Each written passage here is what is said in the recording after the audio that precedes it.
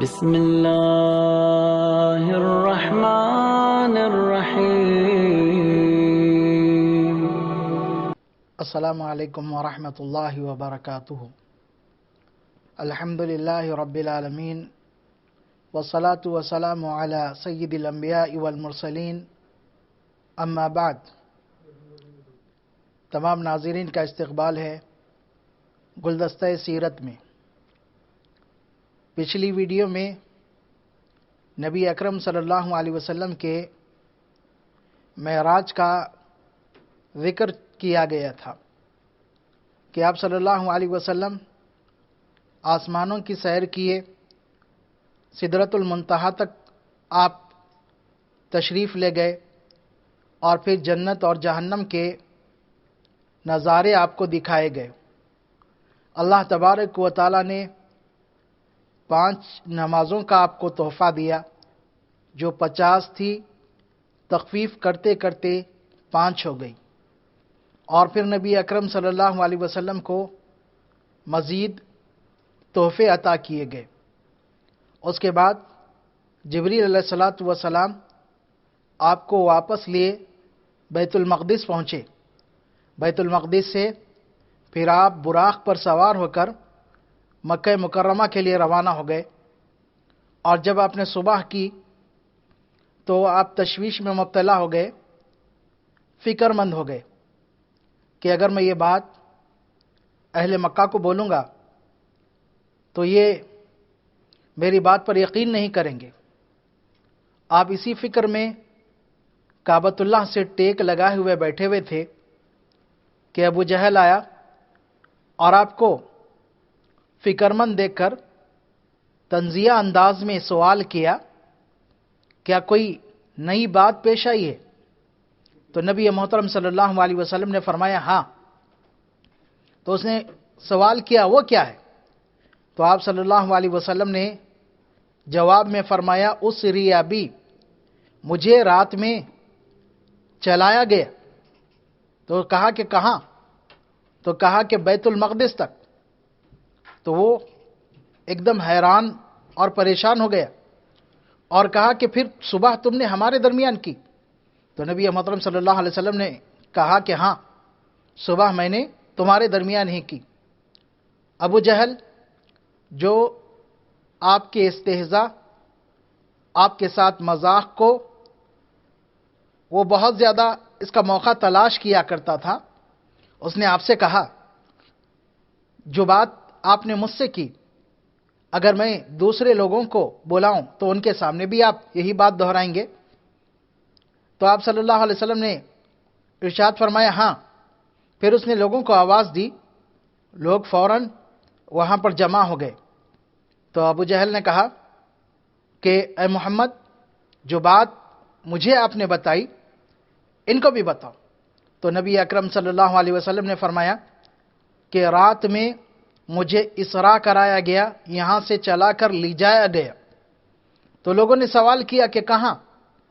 تو کہا کہ بیت المقدس۔ بیت المقدس جیسے آپ کی زبان سے سنا تو لوگ حیران پریشان ہو گئے۔ ان کے حیران پریشان ہونے کی وجہ یہ تھی کہ بیت المقدس اس زمانے میں مکہ سے بیت المقدس جا کر آنا قریب 40 دن کی مسافت تھی، 40 دن لگا کرتے تھے، اور نبی اکرم صلی اللہ علیہ وسلم راتوں رات بیت المقدس گئے اور پھر صبح مکہ والوں کے درمیان کی۔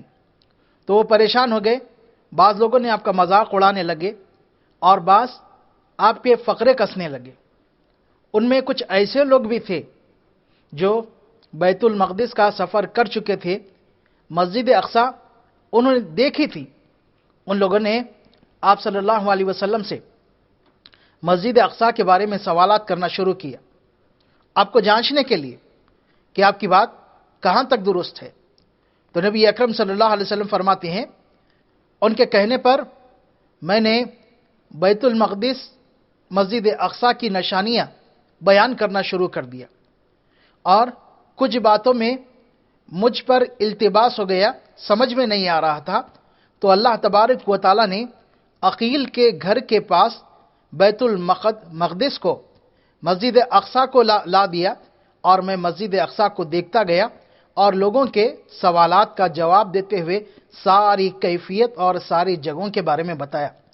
تو لوگ پریشان ہو گئے کہ ایسے کیسے ہو سکتا ہے، کیونکہ وہ جانتے تھے کہ محمد صلی اللہ علیہ وسلم نے اپنی زندگی میں کبھی بیت المقدس تک سفر نہیں کی اور نہ مسجد اقصی کو دیکھا۔ تو آج یہ مسجد اقصی کے بارے میں کیسی اتنی تفصیلات بیان کر رہے ہیں۔ اس کے بعد نبی اکرم صلی اللہ علیہ وسلم نے ارشاد فرمایا کہ میں واپسی میں ایک قافلے سے گزرا، جس کا ذکر آپ نے کئی دفعہ کیا۔ قافلے سے جب آپ گزر رہے تھے تو اس وقت آپ صلی اللہ علیہ وسلم نے قافلے والوں کو سلام کیا، جن میں سے بہت سے لوگوں نے آواز سن کر کہا کہ یہ تو محمد صلی اللہ علیہ وسلم کی آواز ہے۔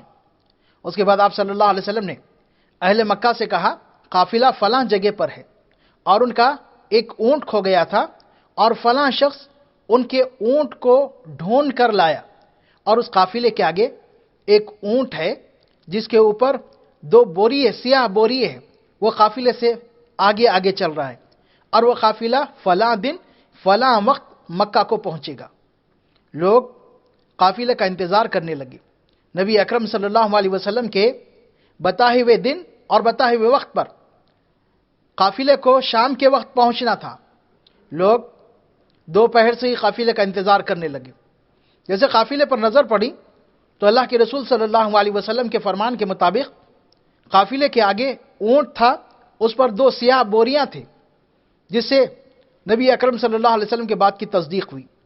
پھر قافلے والوں نے تصدیق کی کہ ان کا اونٹ گم ہو گیا تھا اور وہ فلاں شخص نے لا کر انہیں پہنچایا، اور پھر انہوں نے محمد صلی اللہ علیہ وسلم کی آواز سنی تھی جنہوں نے سلام کیا تھا، اس کا بھی ذکر کیا۔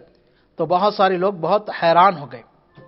اسی حیرانی اور اسی فکر مندی کے درمیان ابو جہل اور دوسرے لوگ جب اللہ کے رسول صلی اللہ علیہ وسلم نے بیت المقدس مسجد اقصی کے سفر کا ذکر کیا تو ابو بکر صدیق رضی اللہ تعالیٰ عنہ کے پاس گئے۔ ایک اور چیز ذہن میں رہے، معراج سے واپس آنے کے بعد اللہ کے رسول صلی اللہ علیہ وسلم نے اس بات کی خبر مسلمانوں کو نہیں دی۔ مشرکین سے آپ بیان کرنا چاہتے تھے، کیوں؟ اس لیے کہ مشرکین قائل ہو گئے، وہ اگر اس بات کو مان لے تو پھر بہت سارے لوگ مسلمان ہو سکتے ہیں۔ مسلمان آپ صلی اللہ علیہ وسلم کی بات اور آپ صلی اللہ علیہ وسلم کی کہی ہوئی ہر خبر کی تصدیق کرنے والے تھے۔ اس لیے نبی اکرم صلی اللہ علیہ وسلم نے معراج کا ذکر نہیں کیا، صرف مشرکین کے سامنے اسراء کا ذکر کیا کہ آپ کو مسجد حرام سے مسجد اقصی تک رات میں لے جایا گیا۔ کیوں؟ اس کو ثابت کیا جا سکتا تھا، جیسے کہ اللہ کے رسول نے مسجد اقصی کی نشانیاں بتا کر قافلے کا ذکر کر کر ثابت کیا۔ آگے آسمانوں کے سیر کی بات یہ مسلمان ہی اس کی تصدیق کر سکتے تھے۔ تو نبی اکرم صلی اللہ علیہ وسلم سے جب یہ بات لوگوں نے سنی تو ابو بکر صدیق رضی اللہ عنہ کے پاس گئے اور جا کر ان سے کہنے لگے کہ تمہارے ساتھی محمد صلی اللہ علیہ وسلم کہتے ہیں کہ انہیں راتوں رات مسجد حرام سے مسجد اقصی لے جایا گیا ہے اور وہ صبح ہمارے درمیان کیے ہیں، کیا تم اس بات کو تسلیم کر سکتے ہو؟ تو ابو بکر صدیق رضی اللہ تعالیٰ عنہ نے کہا کیوں نہیں، نبی اکرم صلی اللہ علیہ وسلم اگر اس طرح فرما رہے ہیں تو میں بالکل تصدیق کروں گا، بلکہ اس سے بڑی خبر کی بھی میں نے تصدیق کر دی ہے، یعنی آسمانوں سے وحی کا آنا اور آپ صلی اللہ علیہ وسلم کا آخری نبی ہونا، اس بات کی تصدیق میں پہلے ہی کر چکا ہوں۔ ابو بکر صدیق رضی اللہ تعالیٰ عنہ کے اس تصدیق کی وجہ سے آپ کو صدیق کا لقب دیا گیا کہ آپ سچ بولنے والے، سچائی کا اقرار کرنے والے اور تصدیق کرنے والے ہیں، اس لیے آپ صدیق اکبر کہلائے۔